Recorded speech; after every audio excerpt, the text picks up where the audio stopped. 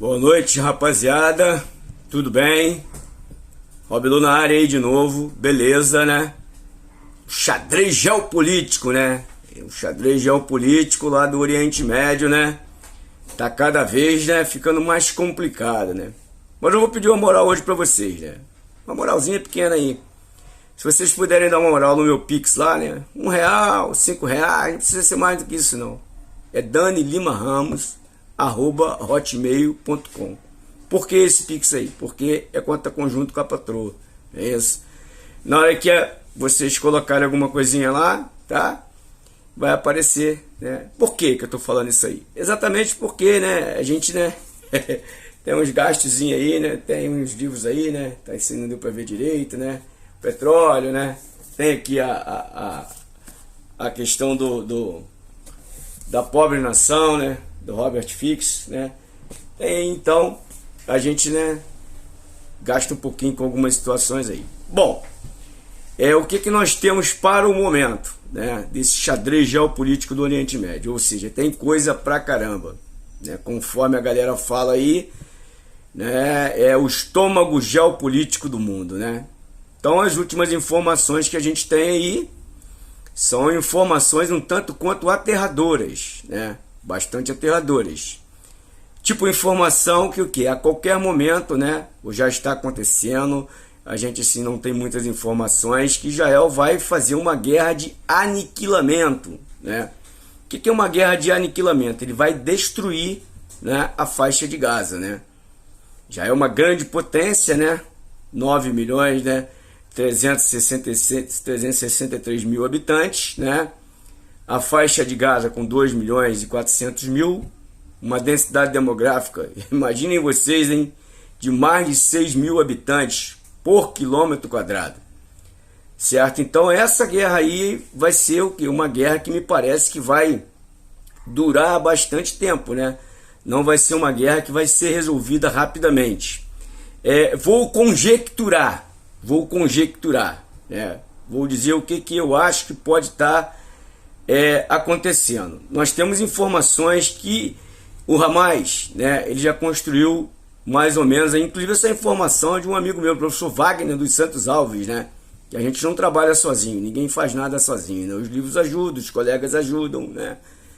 E você tem mais ou menos uns 500 quilômetros de túneis, é isso, em Gaza, certo?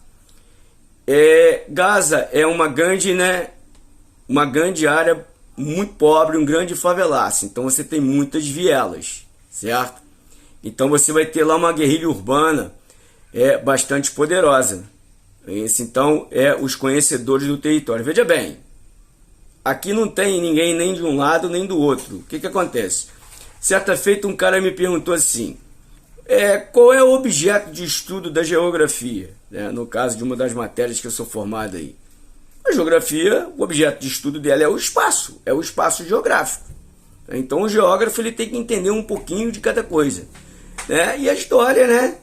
Você estuda história, você estuda o passado para entender o presente, para tentar melhorar o futuro, né? Apesar da gente não fazer isso, né? Conforme diz o historiador Mark Bloch, né? A falta de conhecimento do presente reside-se na total ignorância do passado. Mas vamos lá, vamos cair dentro disso aí. Vamos conjecturar, certo? Então, eu tinha feito uma aula com vocês aí da vez passada, mostrando como é que isso foi formado, né? Como é que essa situação vem sendo o quê? Vem sendo gestada. Porque uma guerra, ela não acontece de uma hora para outra. Essa guerra ela vem sendo gestada há muito tempo, né? Desde a formação do Estado de Israel, né? Diga-se de passagem, 14 de maio de 1948, uma informação importante, tá? Uma informação importante para que vocês tenham ideia disso aí. Porque, na realidade, quando você fala na formação do Estado de Israel em 14 de maio de 48, o pessoal tem uma ideia que a questão do Holocausto, ninguém está negando, né? Você tem o quê? 6 milhões de judeus que foram realmente executados, não é isso? 1 milhão e 500 eram crianças, né? A Alemanha nazista executou todos eles, mas a questão ela vem antes, ela vem lá do sionismo, né, de Theodor Herzl, o jornalista húngaro, né, lá da segunda metade do século XIX, né, por volta ali de 1884, 87, que era a criação de um lar judeu dentro do Oriente Médio, né? Se aventou até, antes disso, a possibilidade da criação, né, de um lar judeu na Patagônia, isso em Uganda. Isso. Mas o detalhe interessante é o seguinte, que o século XIX, ele é um século que ele é muito interessante com relação ao quê? Com relação às ciências. As que nós chamamos de ciências duras, que é o caso da física, da química, da biologia, matemática e da geologia. Foi quando se descobriu o petróleo no Oriente Médio, certo? Então o que acontece? A partir daí, as grandes potências ocidentais começaram a trabalhar, não é isso? Essa situação envolvendo, ou seja, a ideia agora já tinha mudado, a criação de um lar judeu dentro do Oriente Médio, certo? Em 1916 nós tivemos o Tratado Sykes-Picot, um tratado feito entre a França e a Inglaterra. A França criou a Síria e o Líbano, e a Inglaterra ficou por conta o quê? Por conta de criar outros países da região. Um caso interessante de você observar aí é a criação do Kuwait, por exemplo.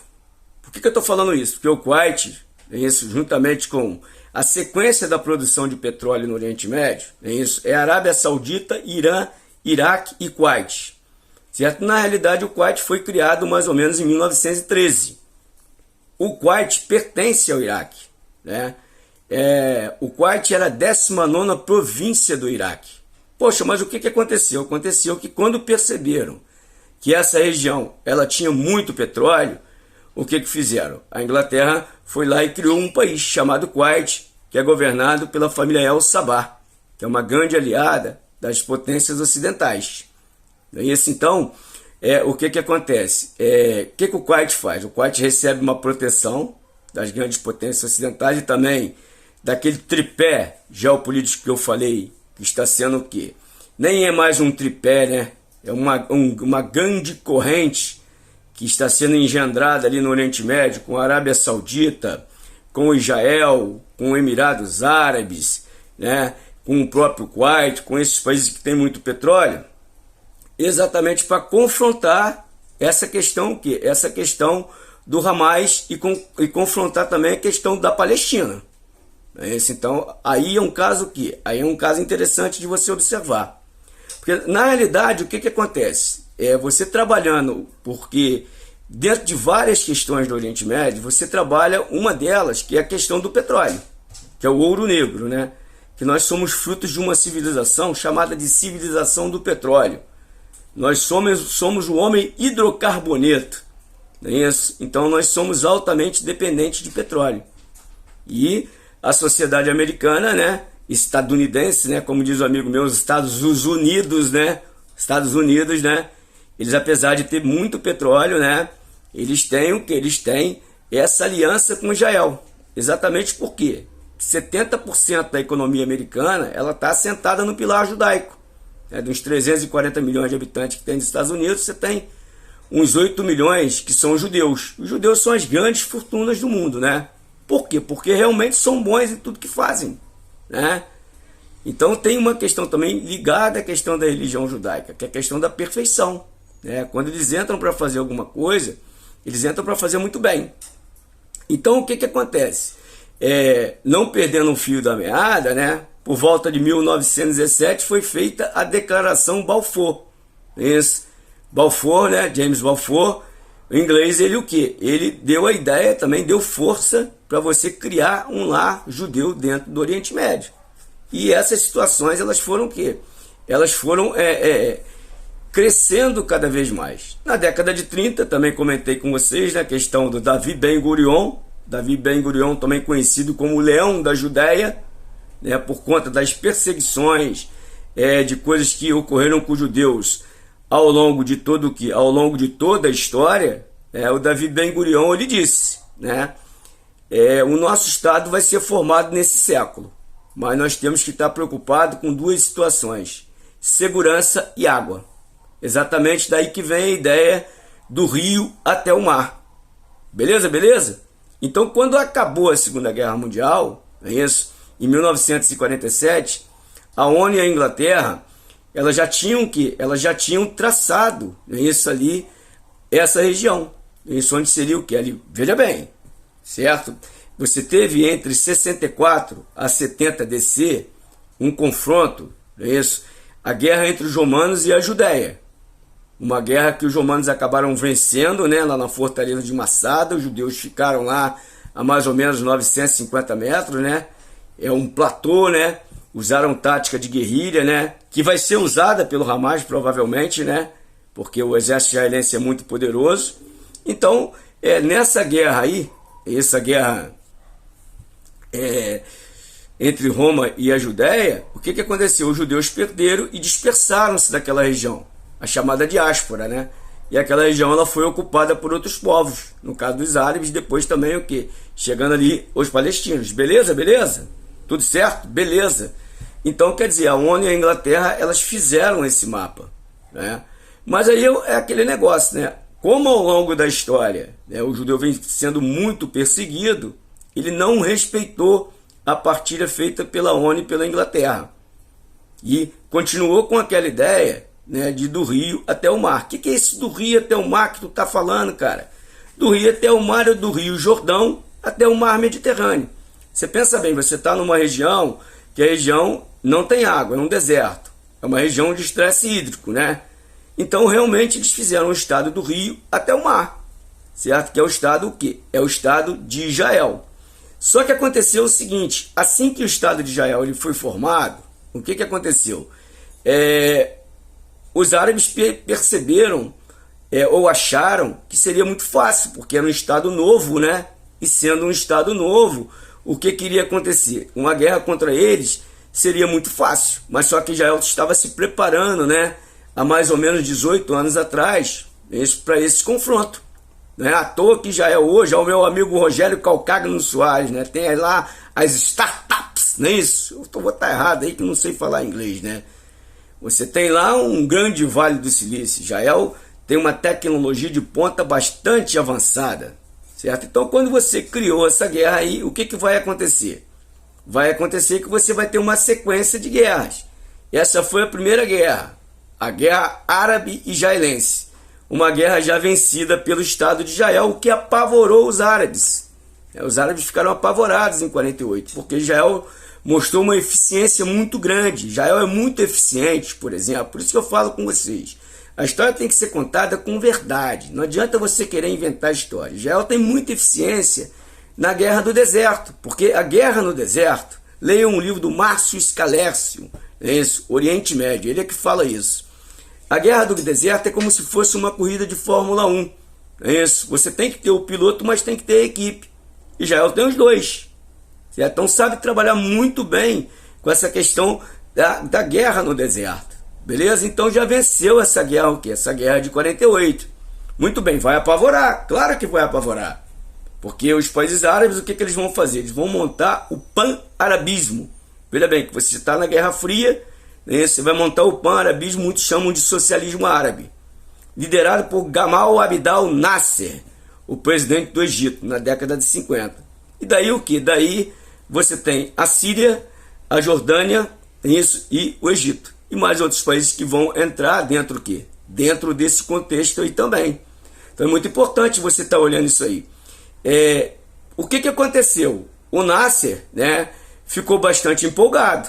Isso, porque ele estava com uma liderança muito grande dentro do Egito. E o que ele fez? Ele fechou o canal de Suez. Ele nacionalizou o canal de Suez.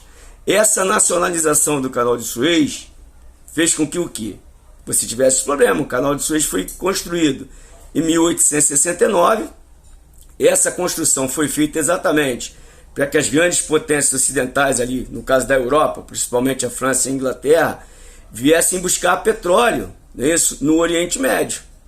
Conforme já dito, o Oriente Médio, né, juntamente com a primeira do mundo, que é a Venezuela, é um grande produtor de petróleo. Que existe até um fenômeno que um aluno depois me perguntou, você o que? Você tem um fenômeno ali bastante interessante, que é um fenômeno de exudações, que em algumas áreas o petróleo aflora sozinho. Então você tem muito petróleo ali. Então o que acontece? Esses detalhes são importantes para você observar. porque estão dentro do contexto do que está acontecendo aí. Muito bem, então quando você fecha o canal de Suez, o que acontece? Você vai ter a guerra do canal de Suez. Para você ter uma ideia, a Força Aérea israelense ela voou tão baixo que ela cortou todos os fios telefônicos do Egito. O Egito ficou sem o quê? Sem comunicação, e houve uma operação com o nome Três Mosqueteiros, né? Israel, França e Inglaterra, contra o quê? Contra aí esses países, o quê? Os países que vocês já conhecem aí, que estão sempre do lado oposto a Israel, certo? Logo depois, o que acontece? Os anos 60, eles são anos importantes. Por que eles são anos importantes? Porque na década de 60, você vai buscar alternativas para poder combater esse poderio, esse poderio israelense, certo? E aí que vai acontecer o que? Em 1960